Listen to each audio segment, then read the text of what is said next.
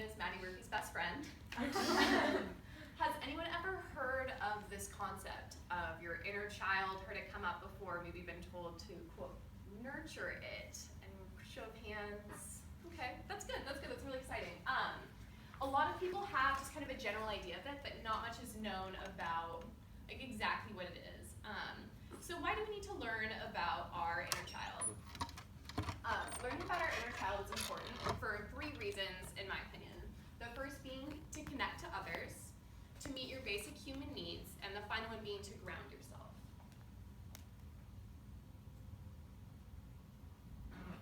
So we've got to start with the basics. What is your inner child? The inner child is technically a person's most original or true self. Things that characterize your inner child are things like innocence, sensitivity, joy, wonder. Basically anything you don't feel when you're paying your taxes. One of the most important things to note about your inner child is psychological adulthood. Most people kind of wonder, like, when do we become adults? Lots of cultures have a very pre-established, like, you do these 10 steps and then you're an adult and you have responsibility and you're like, whew, okay, problem solved, made it. But here we're just kind of left to wonder, is it your sweet 16? Is it your first drink? Is it when you can enlist in the army? We just don't really know. So psychologists tried to answer this question with a concept called psychological adulthood.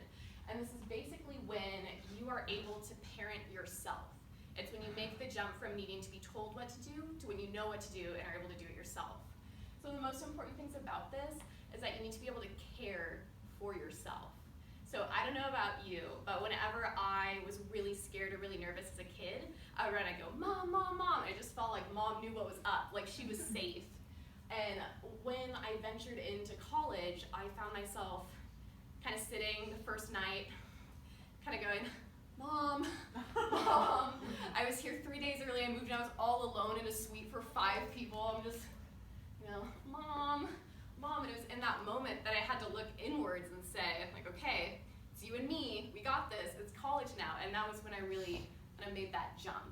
So how I would describe when you reach psychological adulthood is when you would always go to one of your parents and they would tell you to go, oh, ask your mom, ask your dad. And it was like they were always the be-all, end-all, like whatever they said was what it was gonna be. And I feel like I will finally reach psychological adulthood when I can be the, oh, just go ask your real true self and see what they think you should do.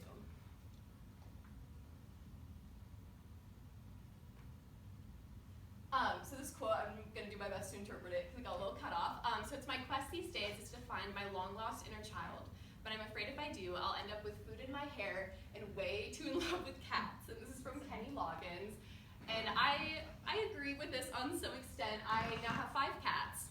So maybe 2 exactly. But we mustn't fear. This isn't any reason to avoid exploring further into your inner child. So why not kick it off by getting in the mood of our childhood self? A little Hakuna Matata. Hakuna Matata. What a wonderful phrase. Hakuna Matata. Ain't no passing craze.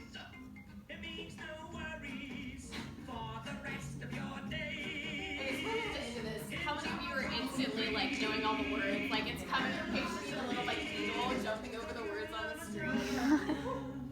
Hakuna Matata? Yeah, it's our motto. What's the motto? Nothing. What's the matter with you?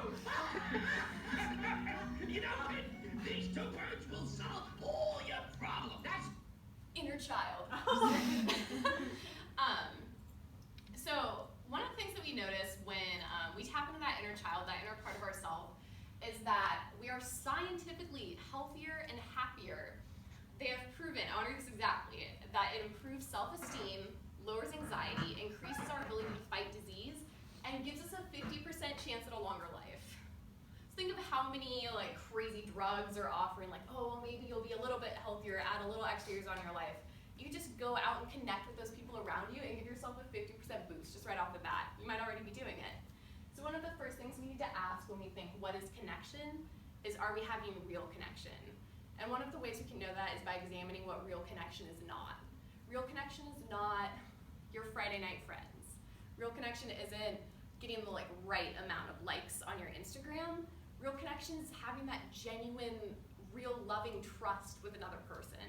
That is what gets you to this 50% chance, being happier, healthier, And in order to get this, you have to meet people halfway.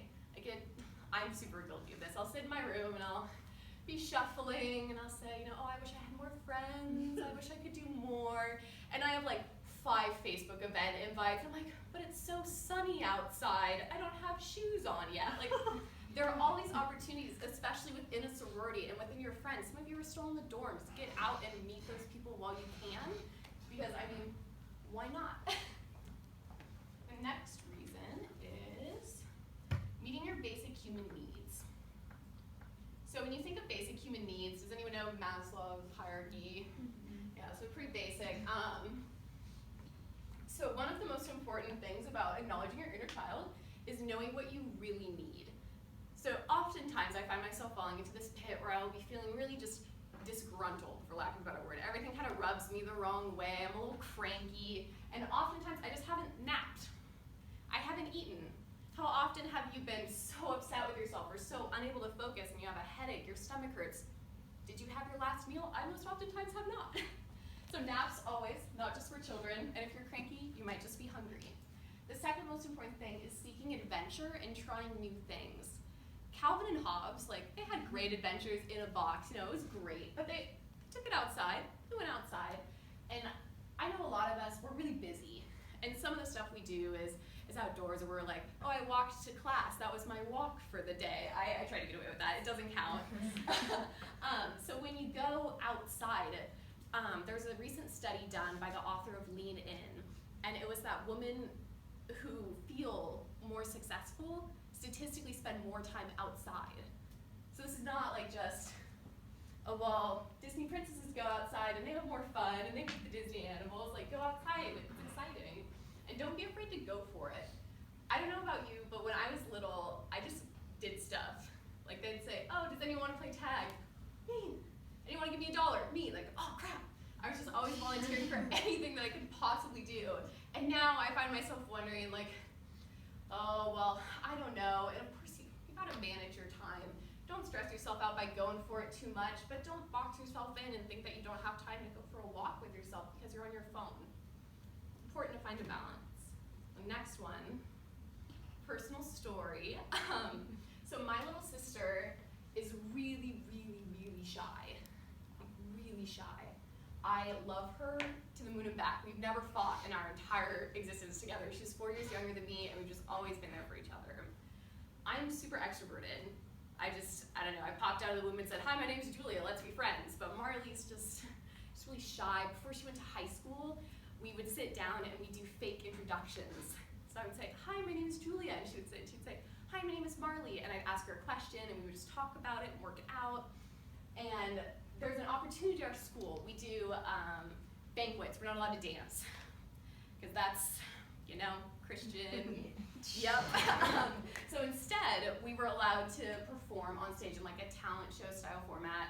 So I, of course, just goofed off every single year I did this. And I told my little sister, I said, go for it, do it. You'll have so much fun. You'll meet new people. It's the beginning of the year.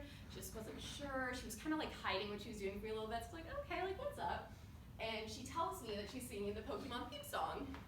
I'm like, what? Like, you're doing what exactly? She says, I'm gonna go on stage at the first dance. She will have been in school for like a month and a half, and she was gonna sing the Pokemon theme song. So, this is the glorious product of my little sister, who so kindly let me post this video. This is her first ever performance debut in high school singing the Pokemon theme song. I wanna be the very best. No one ever loved.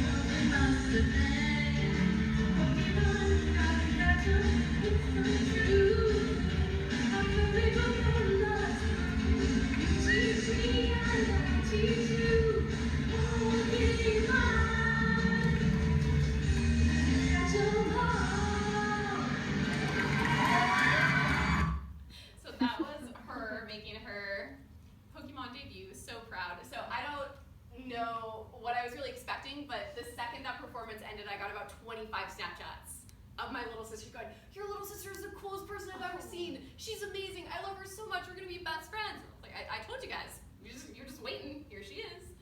And after that, she discovered that she loved singing on stage so much that she has now taken 2 years of voice and piano lesson and is trying out for our local performance of Les Mis. So that is super exciting. And the way she was able to do that, she explained it to me later, was that she felt so happy when she was singing the Pokemon theme song. Like, how can you not like the Pokemon theme song? And so she was singing and she thought to herself, what if I choose something that people will sing along to? Then I won't be singing alone. So she went with the Pokemon theme song. She went with the full 3-minute version. Proud of her. Gusto. I don't know the lyrics after like minute and 15 seconds, so that's where I cut it off. But one of the most important things that she shared was that when you connect to that childlike part of yourself, it takes over. You feel warmer, you feel happier and more confident. And I think part of that might be because when we were younger, we knew who we were.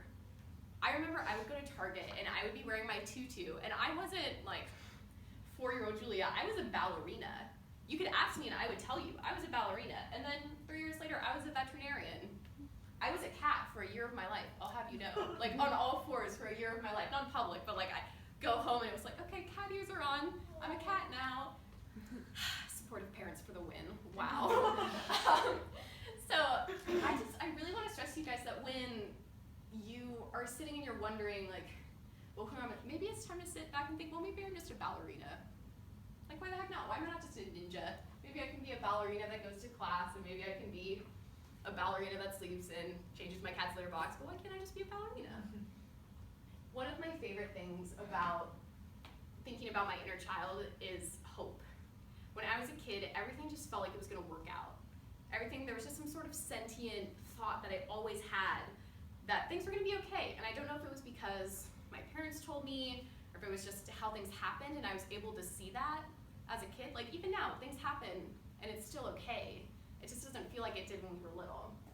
My favorite quote is by Catherine Daugherty, and it's, "Faith walks simply, childlike, between the darkness of human life and the hope of what is to come."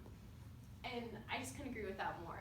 I think life can get so stressful and it can get so complicated, and we just make things so difficult for ourselves. And I personally believe that if we were to take a moment to step back and just think back to that time where we felt like things were gonna be okay, maybe we would be able to make that push and jump again. So this is my personal story. I have a host of disorders. When I turn in my form for special housing, it has 6 DSM codes on it. It's rough. I was allowed to read Harry Potter when I turned 11 because my parents said that I wasn't allowed to start my Harry Potter journey until he could. So on my night of my 11th birthday, I got my first Harry Potter audiobook, listened through the whole thing, and Dementors just scared the crap out of me. Like first thing when I was little, that was the scariest thing I could think of. Spiders, they're mad at me. Like Ron was all scared of the Acromantula. I was like, whatever. Dementors, scary as all get out. I'm still on the Universal ride. Has anyone been to Universal Studios Hollywood? There's a Dementor like section of it, and I didn't know. I went on opening day, and I screamed such a blood-curdling scream that when I got off, they asked if I was all right. So just that's how scary Dementors are to me, and I'm not the only one. Dementors really represent for a lot of people what depression feels like, and I suffer from depression, and so did my hero, J.K. Rowling.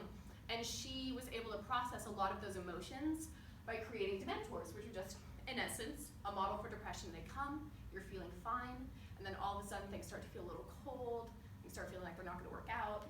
But then, the key is to use an incantation called Expecto Patronum. And when you say Expecto Patronum, you shoot out a little animal-like form that your, soul chooses, so exciting. And that Patronus goes and it defends you from this darkness and this dark force, and it just overwhelms it because it can't handle that much happiness and light. And the way you're able to conjure this Patronus is by focusing on your happiest memory. And it doesn't work if you don't think of your most happy, fulfilling, warm moment. But if you can, and if you can capture that, you say the spell and the Dementors are gone. So I really started using this as a model for fighting my depression. So anytime I would find myself really just feeling where I'd be sitting and I'd start cold and chills, I would just say, expecto patronum, and I wasn't allowed to say it until I was thinking so hard about that favorite, super awesome memory, trying to think about how good like the birthday cake tasted. You can hear like the kids bop in the background, and when you're focusing like on that, and it's so tangible in that moment, you can say it, and it really reminds you, it's like, okay, this is temporary, it's gonna work out, and it helps you feel like you're not alone. So I recently was able to go to London with a Chapman Interturn Travel course, and I was walking down the streets of the Arts District, and I don't know how many of you have been to San Francisco. It's very that artsy feel, but not the kind of like trusting artsy feel where you're walking, it's very nice, but you're keeping an eye out. I mean, I'm in a foreign country, I don't know what I'm doing. So I'm walking down the street and I keep seeing signs for tattoo parlors. I was like, oh yeah, I did want to get that expecto patronum tattoo. And then I'd pass another one. Oh, I guess I am in London. And then we'd like turn around and go back this way, and I go, well, I guess I have an hour. And just every single time I pass these, like after 15 minutes had gone by, I just walked into one. And I walked out 15 minutes later with my expecto patronum tattoo. And now it's a constant mantra-like reminder that I can always think of right here. Sometimes I'll like physically tap it and think to myself like, okay, expecto patronum, gotta work it out. So my final like request of you all is that you listen and you learn and you really try to grow along that inner child that lives inside of you. So, T-Lam.